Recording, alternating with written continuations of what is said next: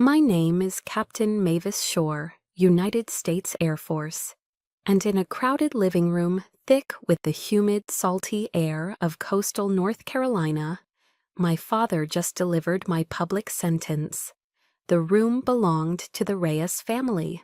It was small, suffocatingly so, packed with the bodies and grief of a tight-knit military community in Jacksonville. This town lives and breathes the Marine Corps. The eagle, globe, and anchor emblem is more sacred here than any flag. The air was a cloying mix of cheap, percolated coffee and the bland, comforting scent of a tuna noodle casserole someone had brought over. It was the smell of tragedy in small-town America.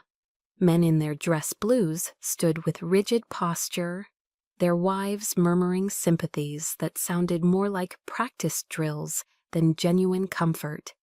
And in the center of it all stood my father, retired Marine Corps Colonel Atticus Kane.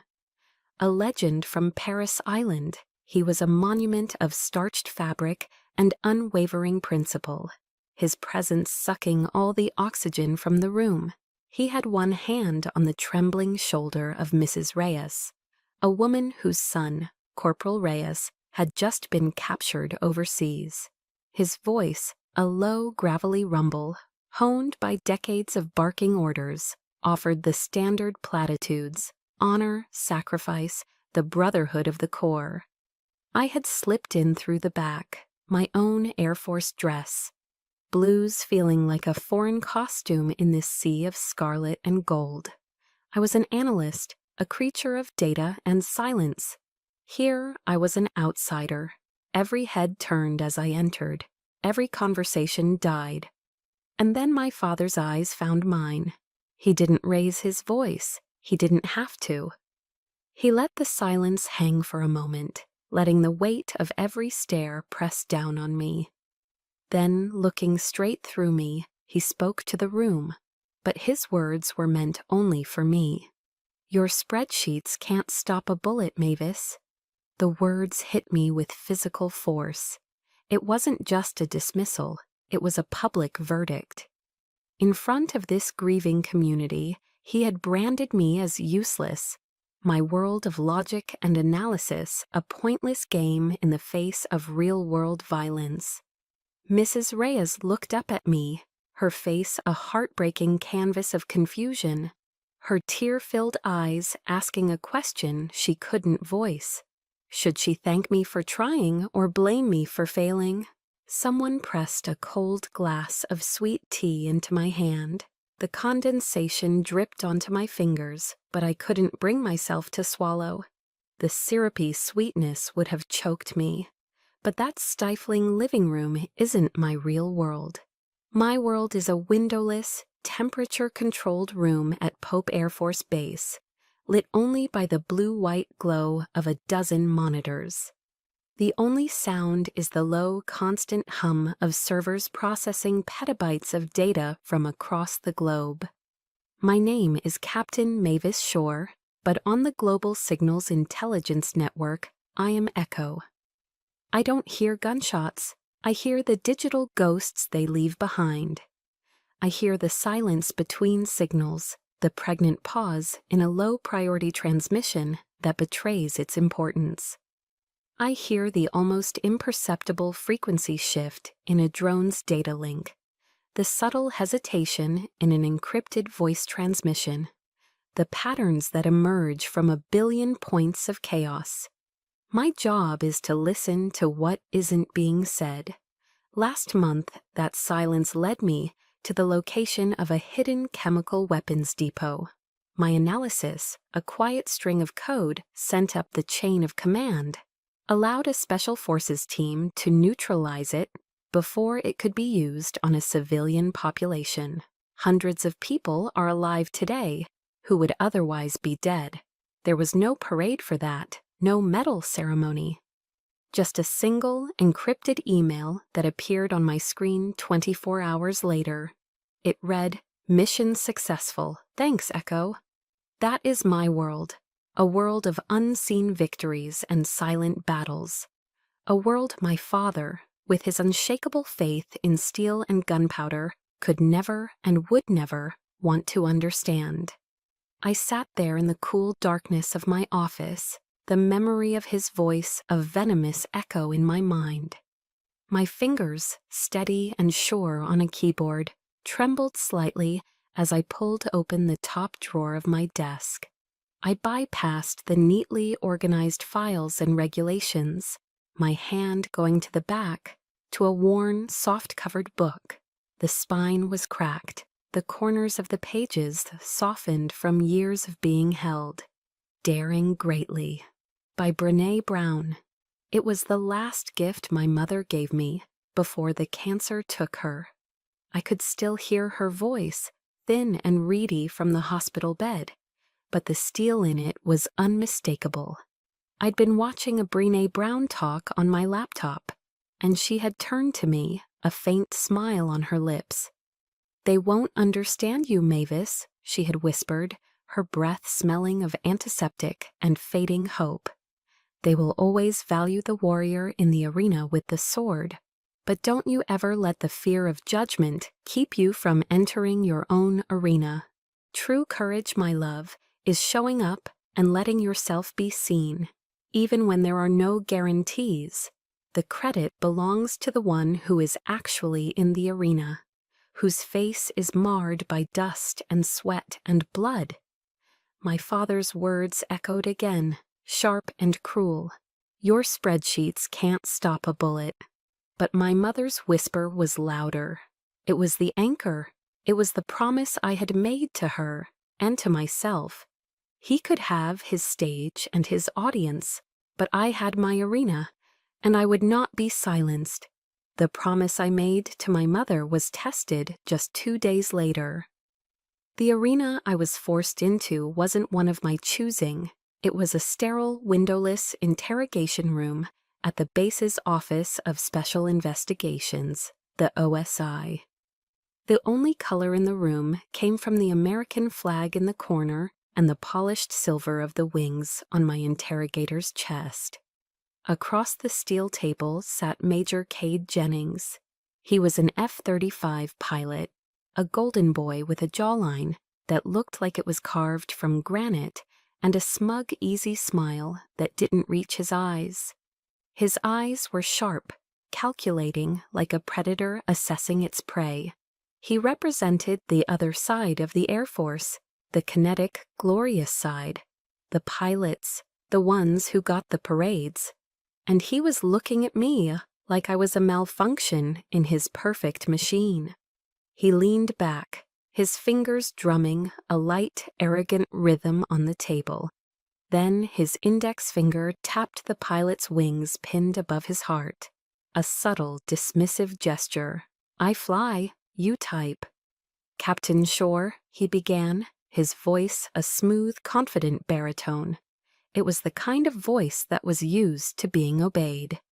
"Let's cut to the chase. The access logs show your authentication code was the last one to touch the Predator drone's data stream before its command link was compromised. Corporal Reyes, he's a childhood friend of yours, isn't he?" He paused, letting the question hang in the cold, recycled air. A little hometown loyalty, perhaps? Maybe that loyalty was misplaced.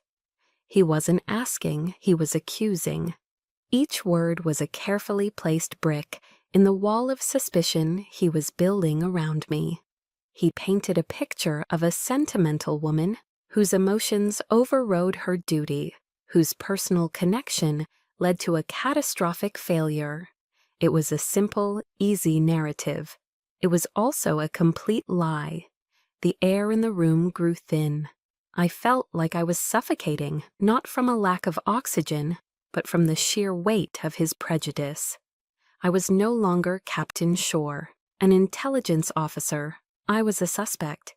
The official outcome was swift. I was suspended from all duties, my access to the network revoked. My credentials, the keys to my entire professional world, were deactivated. They took my badge, my lifeline. I was grounded, silenced, cut off. The organization I had sworn to serve now treated me like an enemy within its walls. I retreated to the sterile quiet of my temporary off-base apartment, the walls closing in on me. Desperation began to set in, a cold, creeping dread.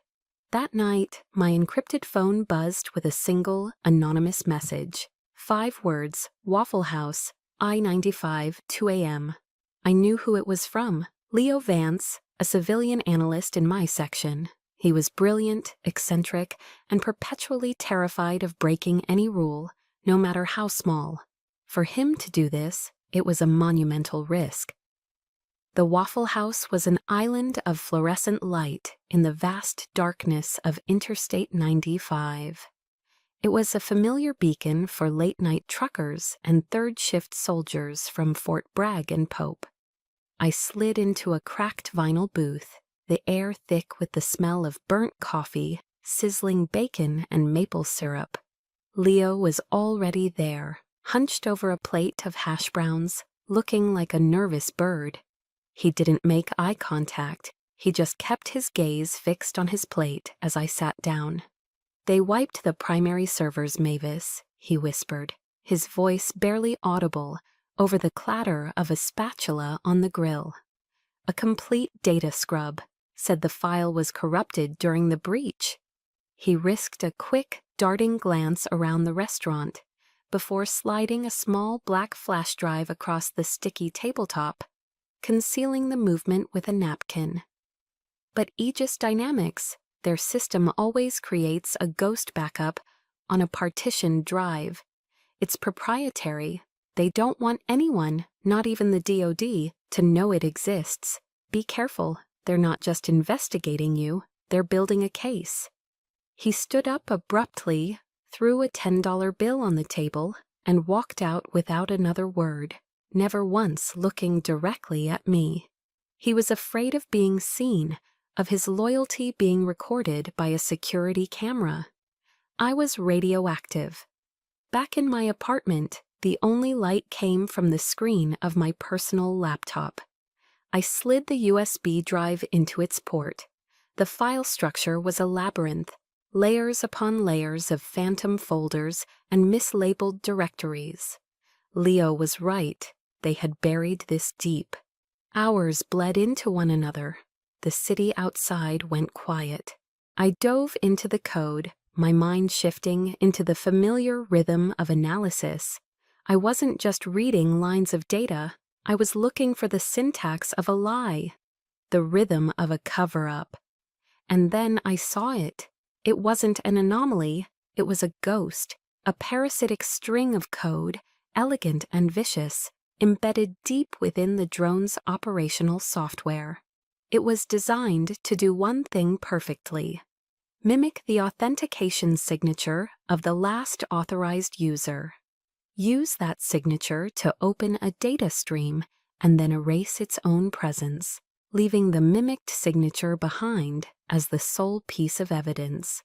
This wasn't a hack from the outside. It was a backdoor, engineered and installed from within. A cold dread, far worse than anything I felt in that interrogation room, washed over me. I traced the parasite's origin signature. It came from the core encryption software itself, a program called Ironclad. Ironclad was the flagship product of Aegis Dynamics, the company where my father, Colonel Atticus Kane, served as the lead defense consultant. My heart didn't just stop. It felt like it had been ripped out of my chest. The discovery of the ghost in the machine wasn't a victory.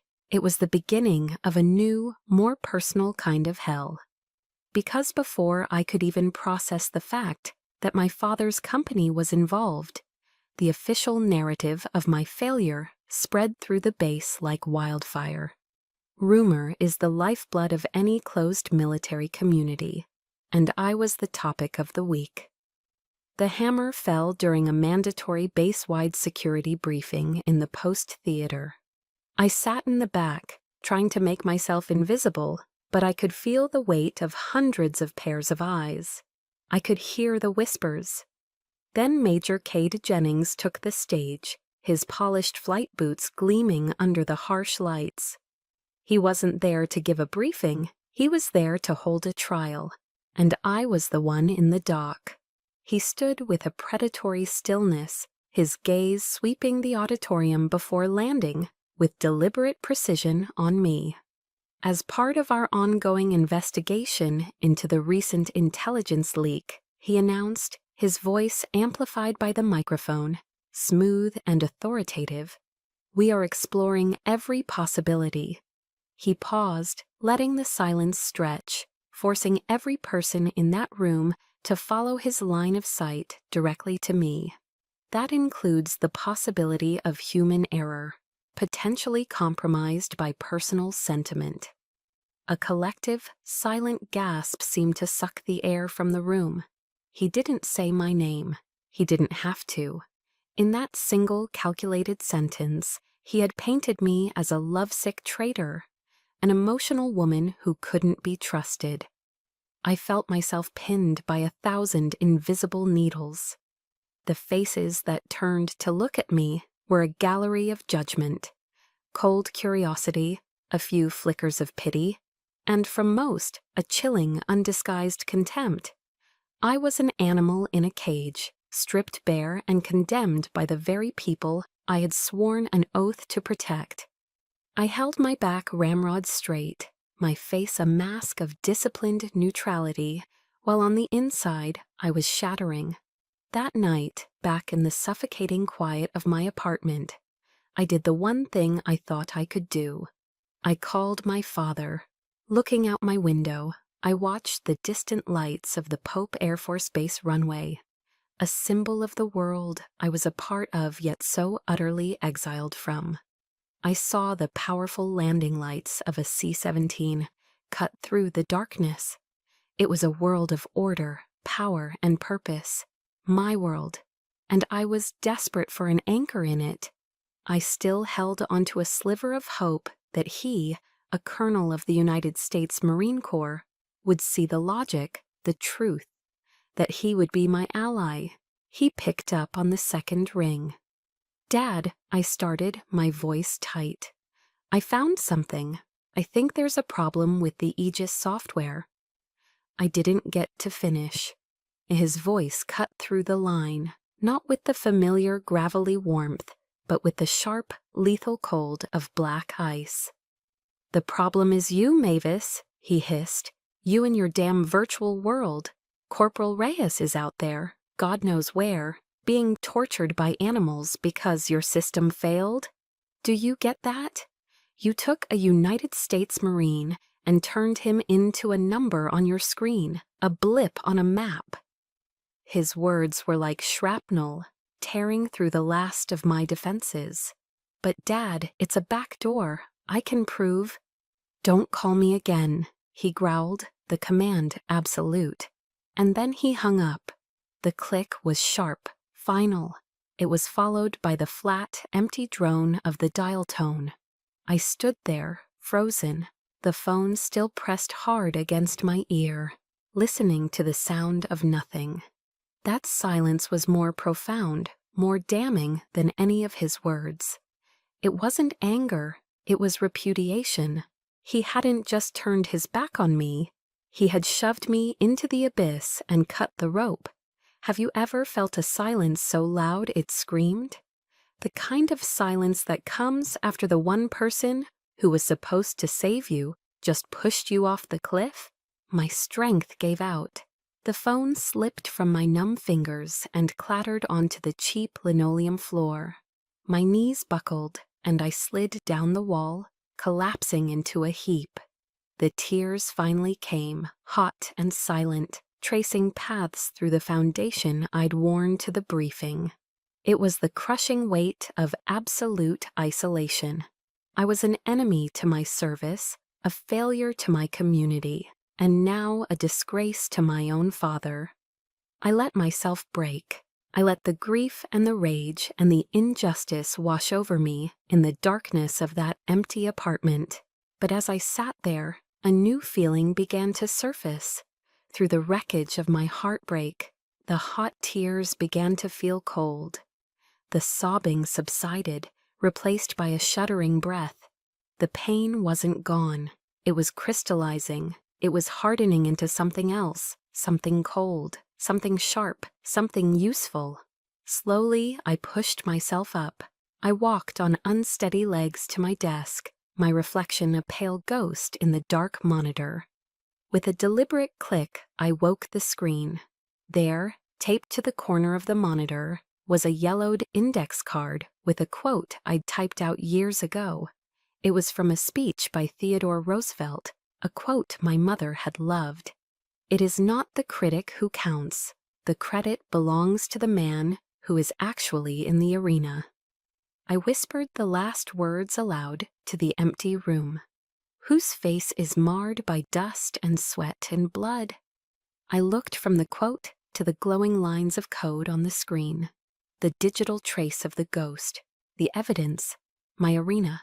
A cold, clear resolve settled over me. I wiped the last of the tears from my face. My hands were steady now. "I will prove it," I whispered, my voice no longer trembling, but filled with a quiet, dangerous certainty. Not for him, for Reyes, and for me. The cold resolve I found on my apartment floor became my armor. My grief and anger were compressed into fuel. I was suspended, locked out of the very systems I was sworn to protect, but they couldn't take my mind. They couldn't take my training. And they couldn't take away the public library. My new base of operations was the Cumberland County Public Library in downtown Fayetteville. It was a quiet, anonymous sanctuary that smelled of aging paper and floor wax. Here, surrounded by the gentle rustle of turning pages, I was just another face in the crowd, using their public Wi-Fi on a burner laptop. My father's world was one of noise, explosions, and brute force. My world was one of patterns, logic, and the profound power of silence. Here, in the quiet, I went to war. For 2 days, I stared at the lines of parasitic code Leo had given me. It was unlike anything I had ever seen. Modern malware has a certain logic, a recognizable architecture built on languages like Python or C++. This was different. It was chaotic, illogical, almost organic in its structure. It didn't follow the rules. It seemed to defy them. I kept hitting dead ends, my mind running through every known exploit, every backdoor technique in the playbook. Nothing fit. I leaned back, rubbing my tired eyes, and remembered something a military history professor at the academy once said. Every empire rots from within, not from the enemy's sword, but from its own arrogance. The creators of this code were arrogant. They believed no one would ever be smart enough to unravel their work. They didn't bother to hide it. They simply made it incomprehensible. And then, staring at a particularly convoluted string of commands, I froze. It wasn't a programming language. It was a language. The syntax wasn't based on binary logic. It was structured like an ancient agglutinative language, where complex ideas are formed by stringing together morphemes. My mind raced back 20 years to a sweltering summer I spent in a university library, voluntarily deciphering cuneiform tablets. My father had laughed himself hoarse when he found out. Sumerian? What in God's name is a Marine's daughter doing with a dead language? It's the useless hobby of a bookworm, Mavis. Useless. My fingers flew across the keyboard. I wasn't a programmer anymore. I was a linguist, a translator. I began applying the grammatical rules of ancient Sumerian to the code's structure. Subject, object, verb, postpositions instead of prepositions. The chaotic lines began to snap into place, forming a terrifying, elegant grammar. I was no longer looking at gibberish. I was reading the plan. And that's when I discovered its true purpose. The eureka moment wasn't a shout. It was a cold, sickening realization. The ghost in the machine wasn't just a backdoor to steal data. That was a secondary function. Its primary purpose was far more insidious. It was designed to create a phantom echo. The code would lie dormant until it detected a high-priority data transfer. Then it would activate, clone the credentials of the last user, initiate its own secret data transfer, and then, this was the genius of it, it would overwrite the system's primary access log with a perfectly forged record. A record that showed the legitimate user performing an illegal action. It wasn't a tool for espionage, it was a weapon of blame. A perfectly engineered scapegoat generator. This wasn't a bug, it wasn't a vulnerability, it was a feature, deliberately designed, coded, and implemented. My hands were shaking, but not from fear, from rage. I opened a secure, anonymous email client, my mind clear and focused. I addressed the message to a single recipient, General Isabella Martinez, commander of the Air Combat Command. The message contained only one line, a single explosive sentence. Aegis Ironclad wasn't breached. It was born with a key. The effect was immediate. 2,000 miles away at Langley Air Force Base, General Martinez read my anonymous email on her secure tablet. She was a woman who had fought her way to 4 stars in a world built by and for men. She didn't get there by accepting easy answers.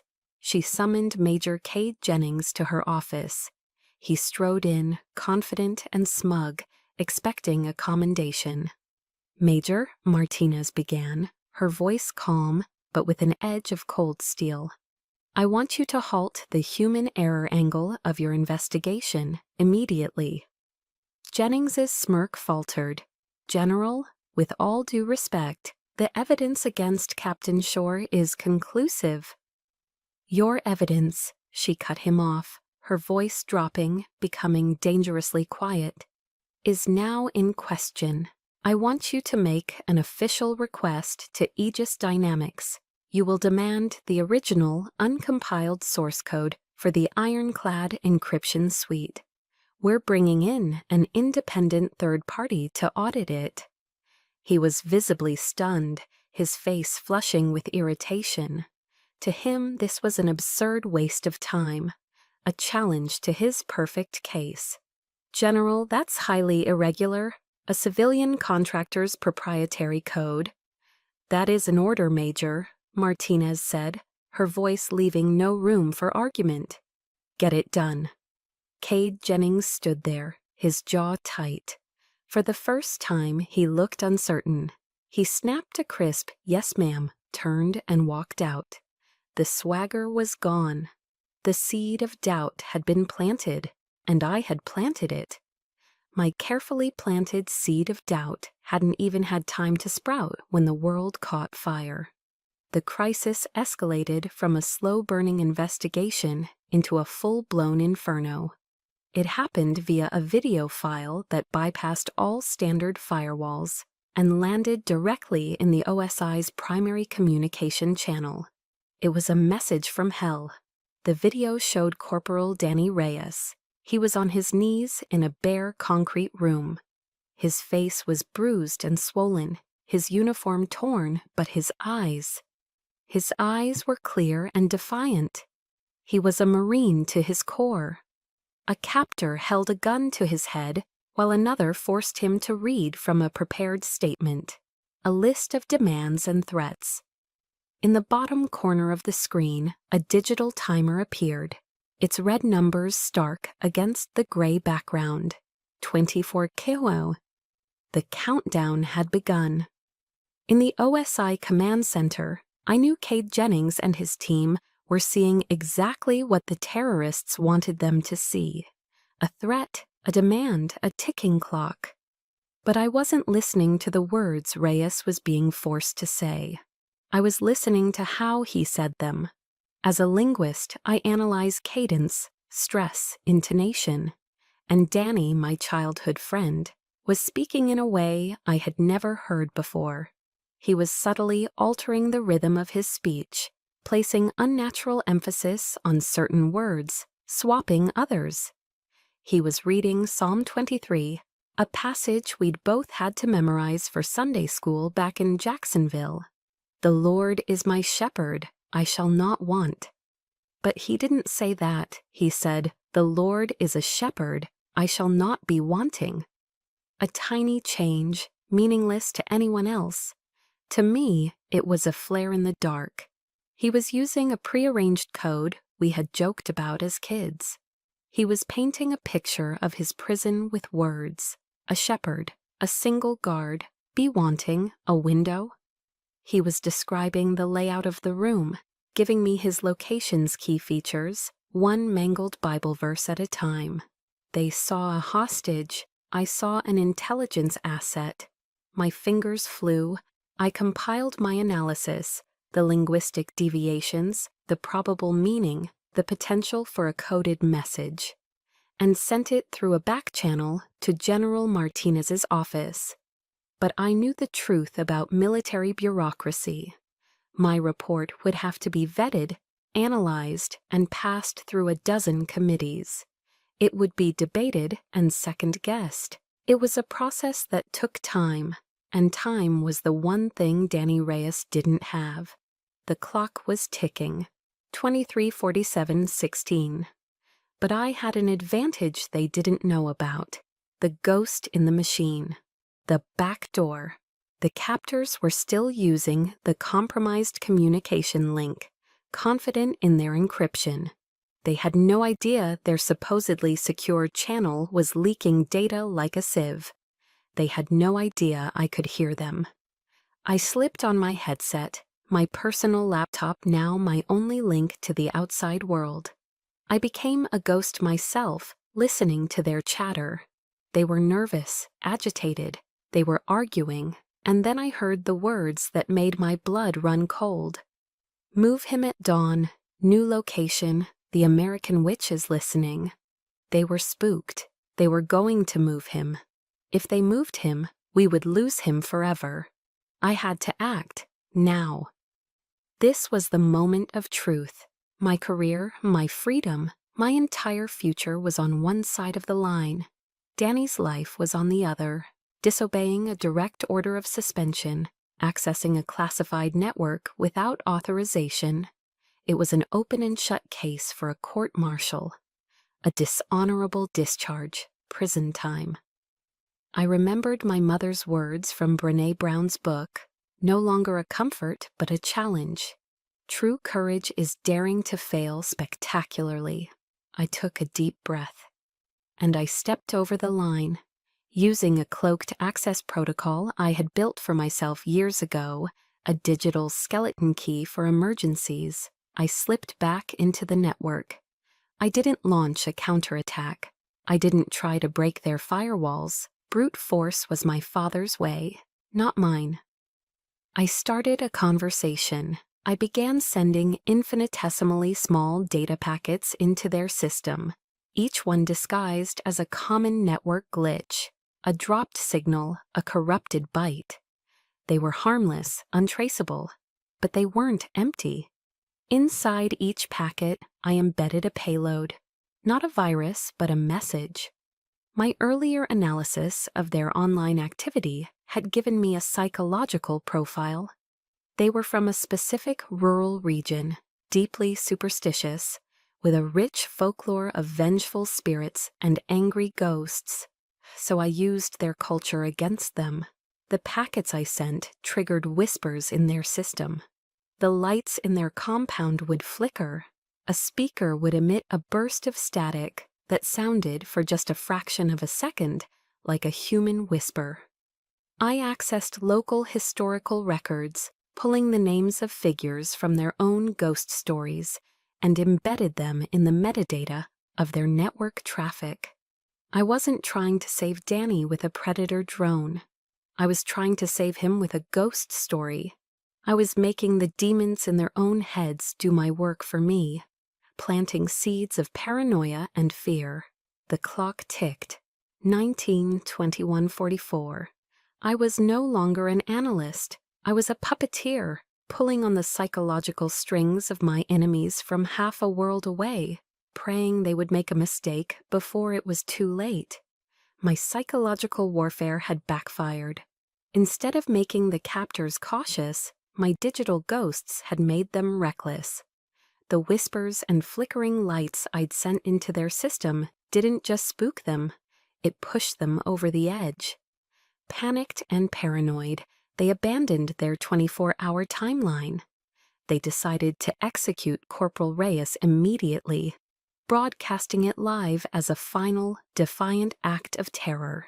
The feed in the Air Operations Center at Langley switched from the recorded threat to a raw live stream.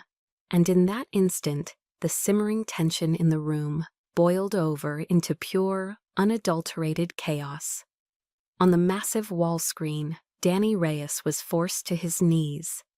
A rough black hood was yanked over his head, and the cold, dark metal of a pistol was pressed firmly to his temple. The countdown was gone, replaced by the horrific, real-time certainty of what was about to happen. The command center, the nerve center of the most powerful air force in the world, descended into a maelstrom of yelling and frantic activity.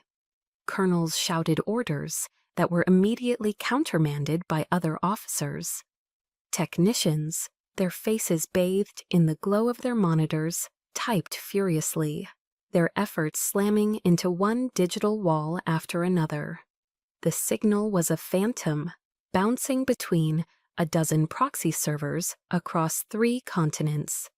Every attempt to get a lock, to find a location, was a dead end, and in the center of it all, Major Cade Jennings stood frozen. The ace pilot, the golden boy, was a statue of impotence.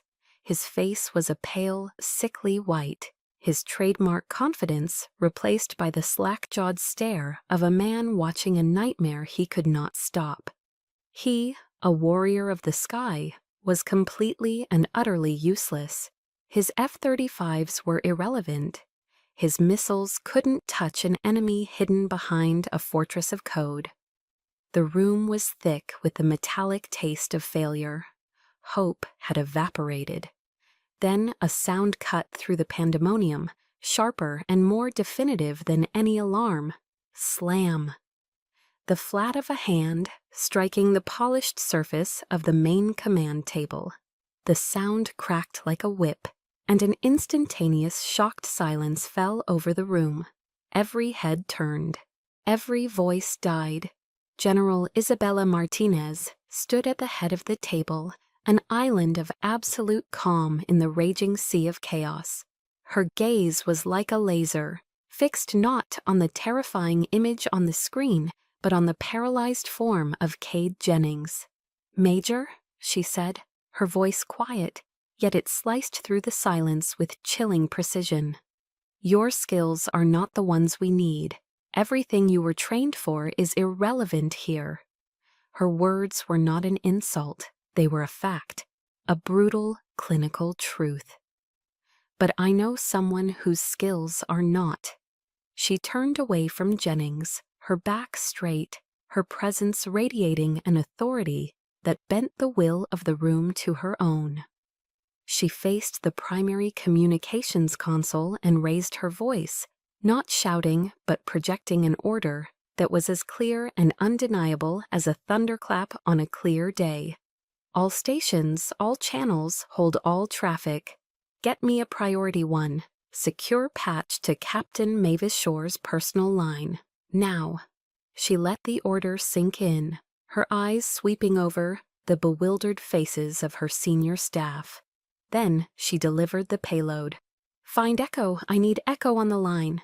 The name landed in the room like a foreign object. Echo. The word echoed in the silence, meaningless to most, a shock to the few who knew.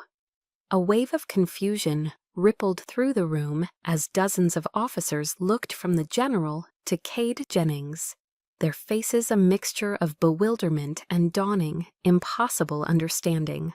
Echo. Who the hell is Echo? Mavis Shore? The analyst? The one who was suspended? Cade Jennings looked as though the floor had vanished from beneath his feet. His mouth fell open, his face a perfect picture of disbelief and dawning humiliation. He was the critic, the judge, and he was about to witness the condemned take center stage.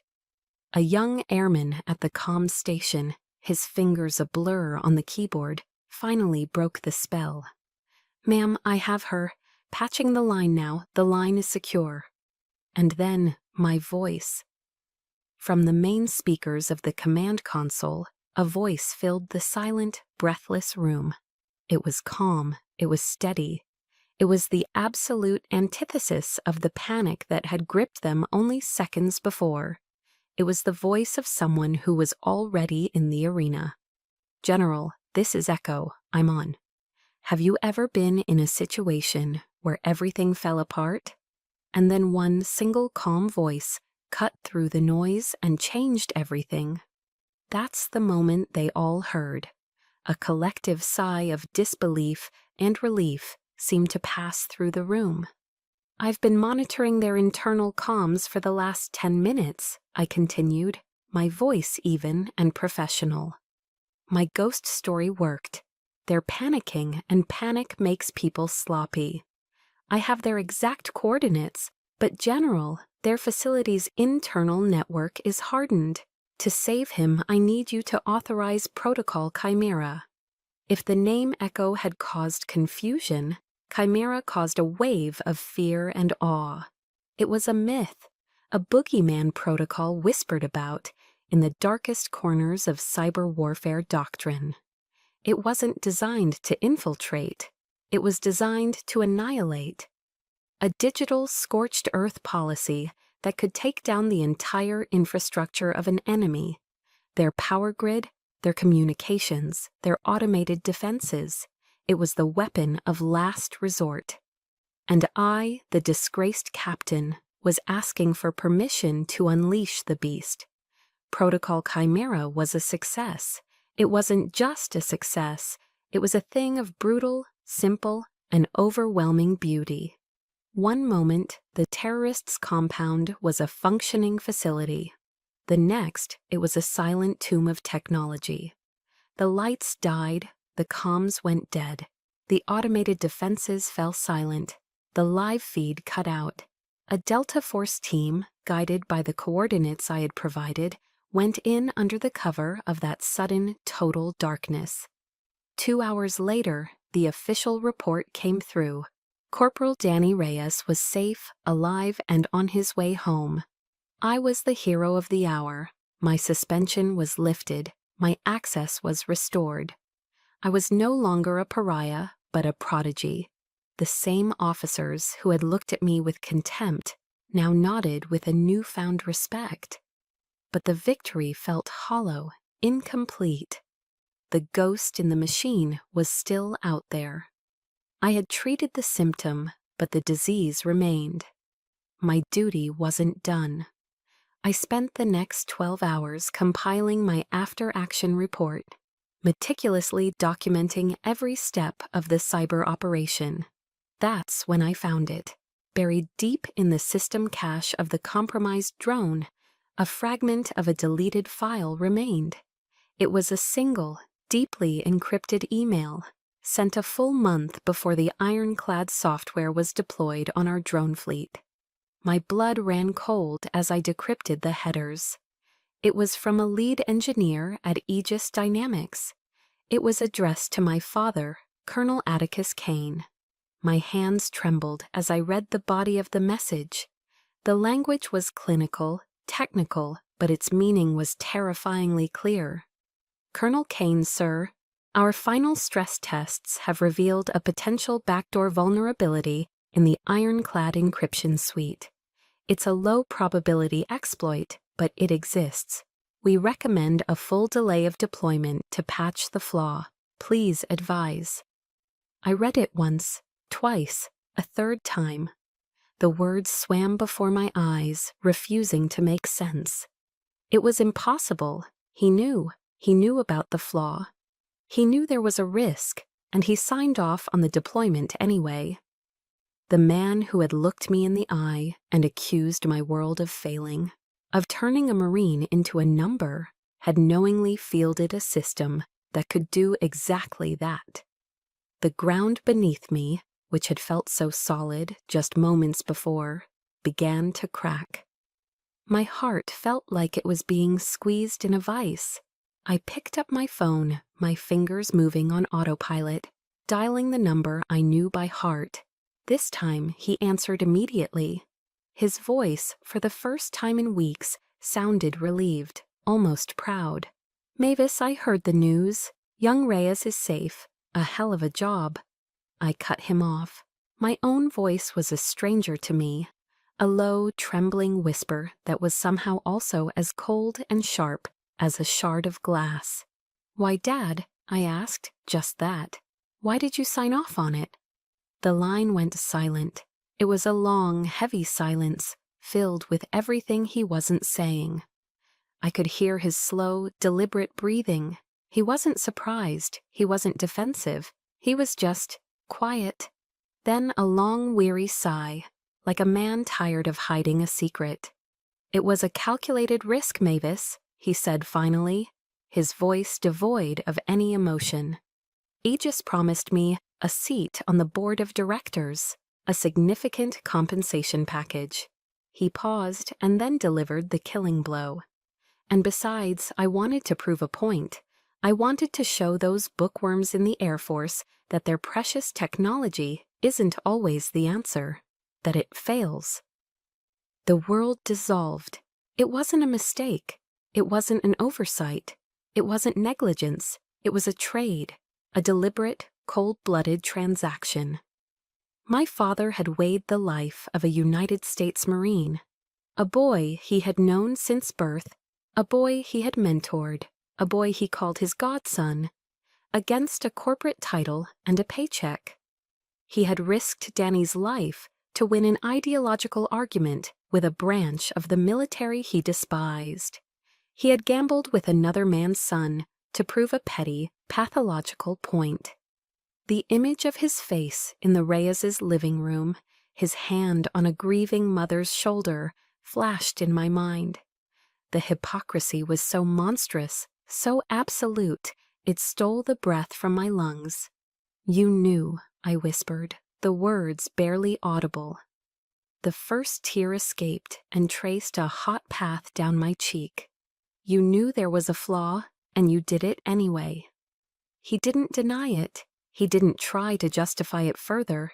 He just remained silent on the other end of the line. And his silence was the most disgusting confession of all. It was the silence of a man who had made his choice and would live with it. I pressed the button to end the call. I didn't collapse this time. I didn't shatter. The tears stopped. There was no rage, no fire, no storm. There was just a void, a vast, cold, empty space inside my chest, where, for 35 years, my love and admiration for my father had lived. It was gone, and in its place there was nothing, just the silent, echoing truth of his betrayal. Several weeks after the phone call that shattered my world, I found myself in Las Vegas. Not the glittering, neon-drenched Vegas of tourists, but the serious, purposeful Vegas of Nellis Air Force Base, home to the annual Intelligence, Surveillance, and Reconnaissance Symposium. It's a gathering of the sharpest minds in the military, the analysts, the cryptographers, the drone pilots, the strategists, my people. Yet I still felt like an outsider. I took a seat in the back row of the massive auditorium, the void inside me feeling as vast and empty as the Nevada desert outside. Down in the front row, in the seat reserved for honored guests, sat my father. He was a keynote speaker representing Aegis Dynamics, set to discuss the future of private-public partnerships in national security. The irony was a bitter pill. He was there to be celebrated for the very system that nearly cost a man his life, a betrayal only he and I knew about, or so I thought. The lights dimmed. A hush fell over the crowd. General Isabella Martinez walked to the center of the stage, her presence commanding the attention of every person in the room. "Good morning," she began, her voice crisp and clear. "We're here today to discuss the future of warfare. We'll talk about hypersonic missiles and next-generation stealth. But first, I want to talk about the most powerful weapon system we have: the human mind." A murmur of interest went through the audience. "The battles of tomorrow will not only be won by those who fly above the clouds," she continued, her eyes scanning the sea of faces, "but by those who can see through the darkness from the ground. Today we are here to honor a silent hero, an officer who proved that courage is not the absence of fear, but the refusal to surrender to it." I felt a strange prickling sensation at the back of my neck.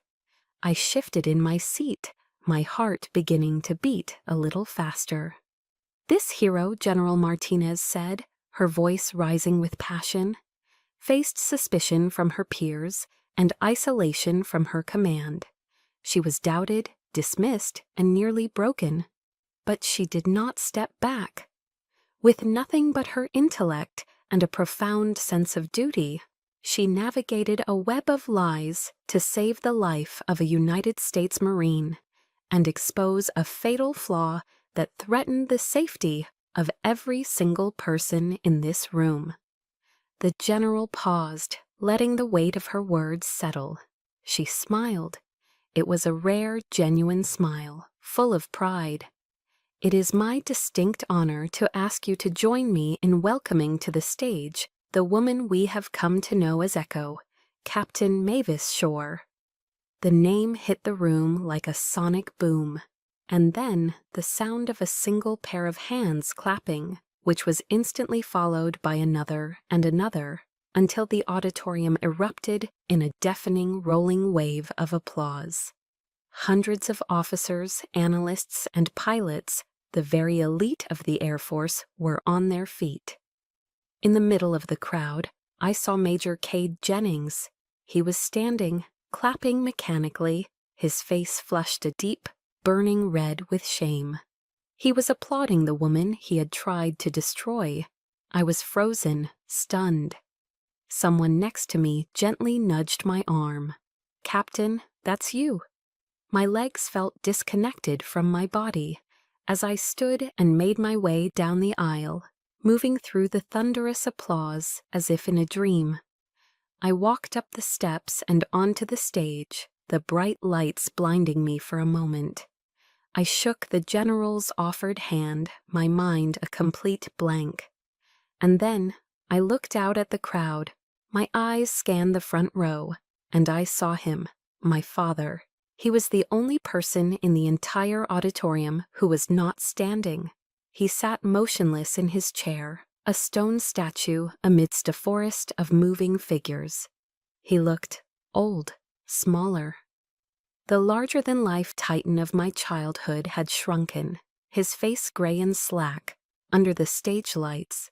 He just sat there watching me, his daughter, being honored by the very world he so openly despised.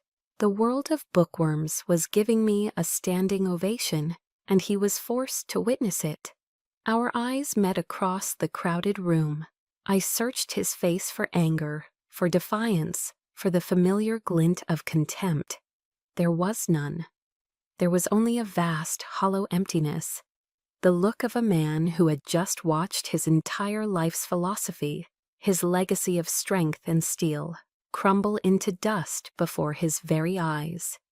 It was the face of a king who had lost his kingdom, built on a foundation of lies.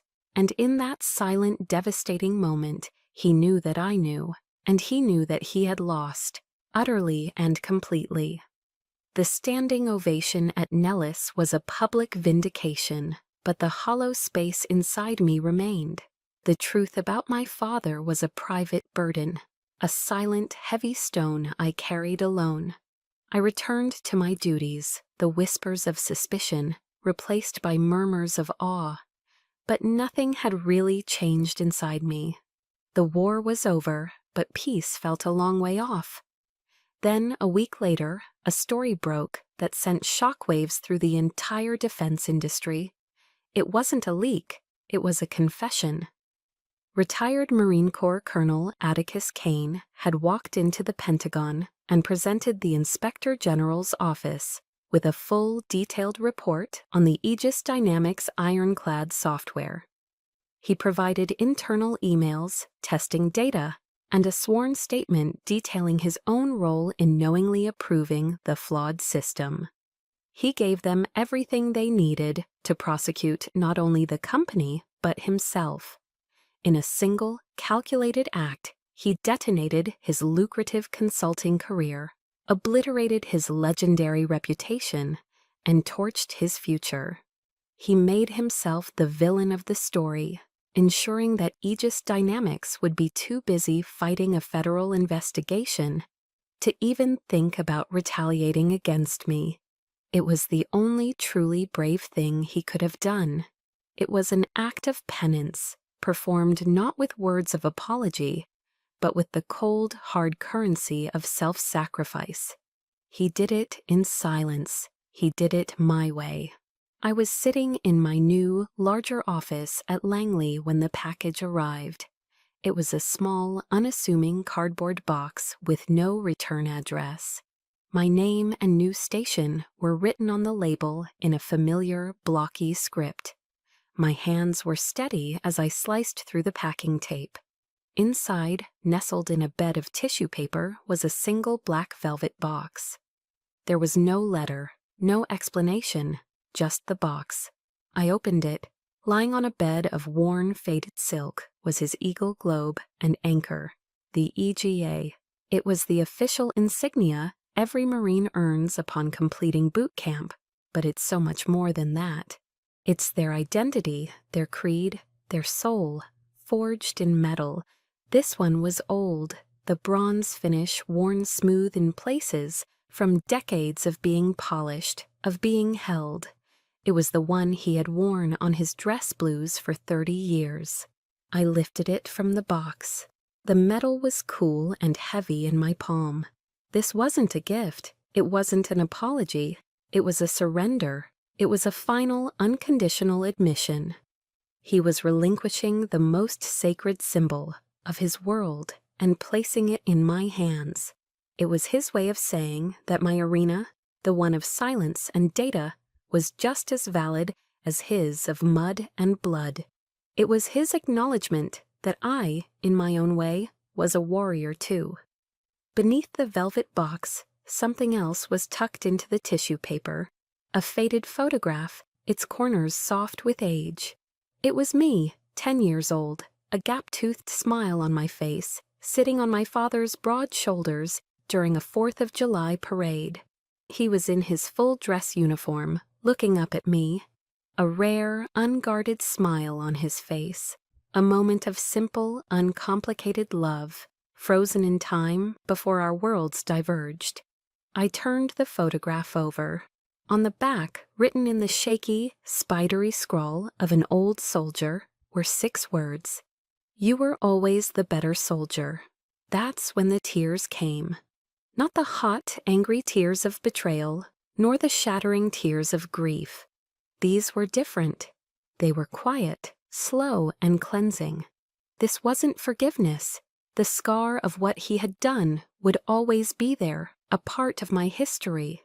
A father had traded his honor for a board seat and gambled with the life of a boy who trusted him.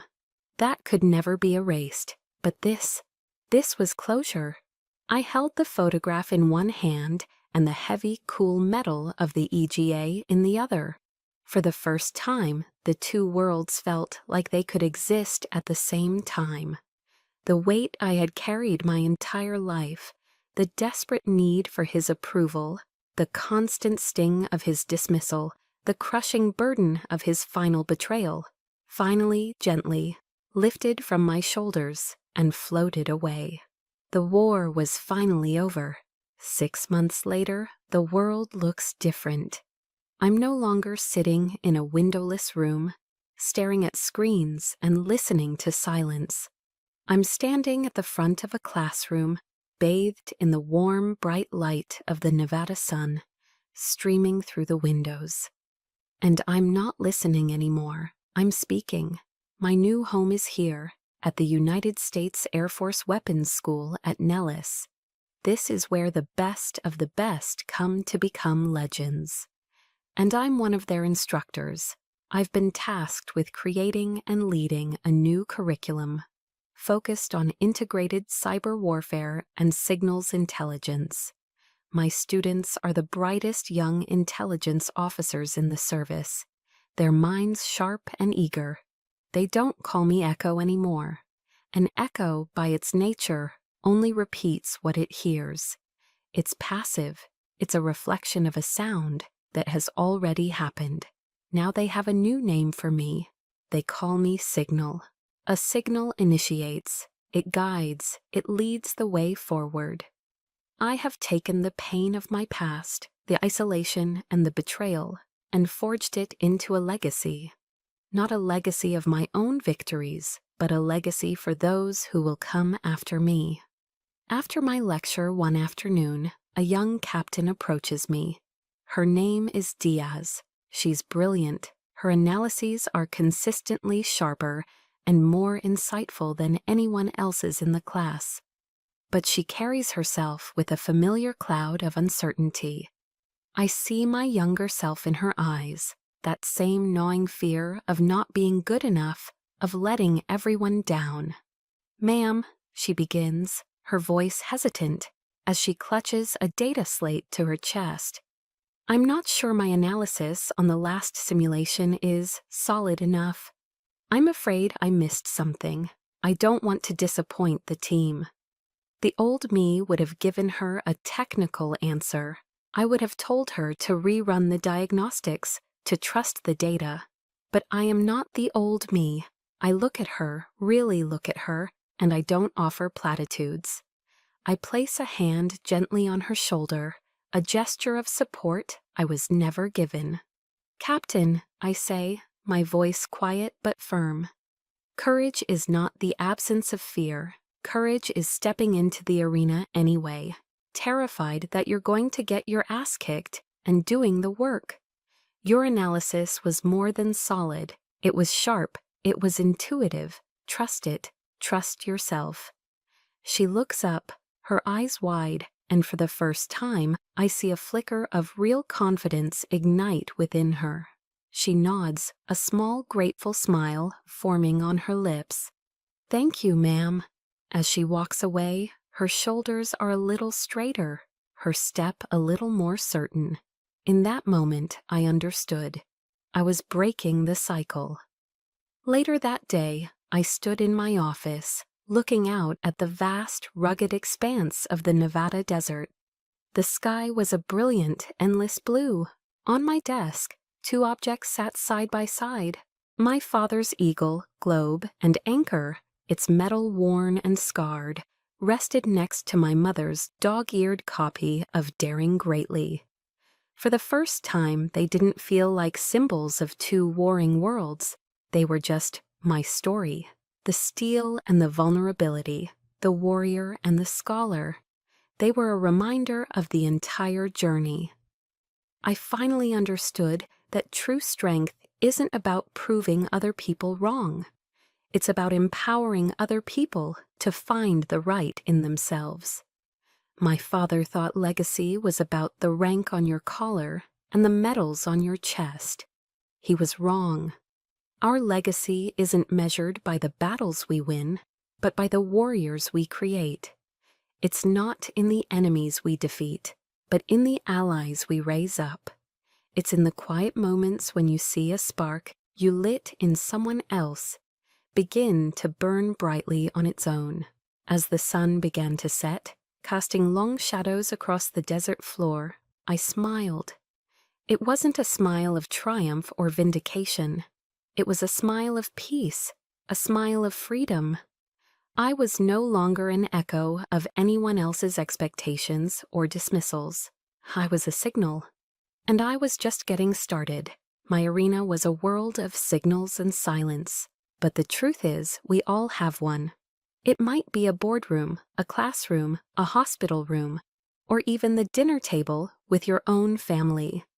It's that place where your courage is tested the most. So I want to ask you, what's your arena? Tell us about a time you had to step into it, even when you were afraid. Share your story in the comments below. We read every single one. And if stories about quiet heroes finding their voice resonate with you, make sure you subscribe to the channel and ring that notification bell. You won't want to miss the journey we take next.